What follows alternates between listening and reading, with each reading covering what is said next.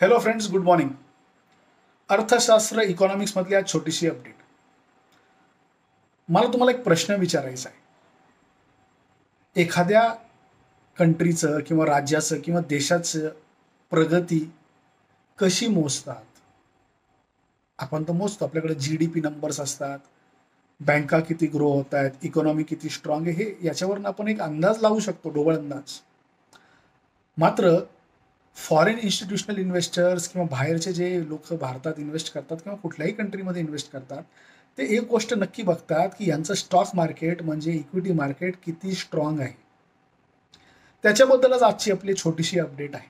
त्याची इकॉनॉमीशी of course relation आहेच. तुम्हाला सगळ्यांना माहिती असेल, तुमच्याकडे डीमॅट अकाउंट असेल तर तुम्हाला माहिती आहे की तुम्ही स्टॉक एक्सचेंजवर खरेदी विक्री करता. आज मी बोलणार आहे बॉम्बे स्टॉक एक्सचेंज या स्टॉक एक्सचेंजबद्दल. ही एशियामधली सगळ्यात जुनी स्टॉक एक्सचेंज आहे. काल म्हणजे 9 जुलै 2024ला यांना 149 वर्ष पूर्ण झालीत आणि ते 150व्या वर्षात पदार्पण त्यांचं झालेलं आहे.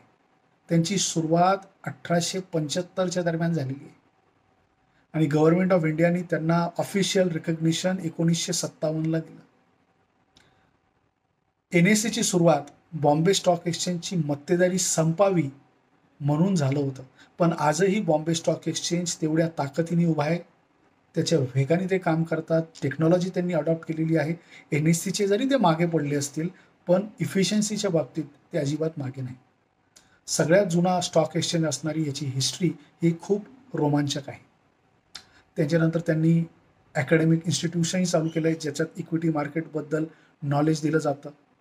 त्यांनी म्युच्युअल फंडसाठी BSE MF म्हणून एक प्लॅटफॉर्मही तयार केलेला आहे, जिथं भारतात आपल्याला माहिती आहे रोज दर महिन्याला साधारणतः 20,000-21,000 कोटी म्युच्युअल फंडमध्ये येत आहेत. तर कुठंतरी स्टॉक एक्सचेंजला सुद्धा भयंकर व्हॅल्यू आहे आणि बॉम्बे स्टॉक एक्सचेंज याचा शेअर मार्केटवर लिस्टेड आहे. त्याची प्रचंड प्रगती झाली आहे मागच्या 1-1.5 वर्षात.